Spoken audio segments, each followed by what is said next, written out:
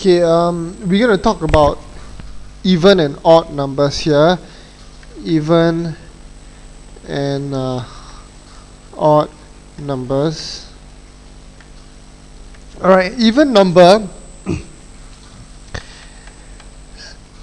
can occur in the form of 2, 4, 6, 8, 10, 12, basically multiples of 2 and beyond.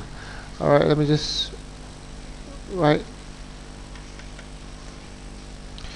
Alright, so even numbers, okay, are actually multiples of 2, okay, or they can be divided by 2. For example, 2 divided by 2 is 1, 4 divided by 2 is 2, 6 divided by 2 is 3, 8 divided by 2 is 4. What about odd numbers? Odd numbers basically are numbers that are not even. Okay, so in this case 1, 3, 5, 7, 9,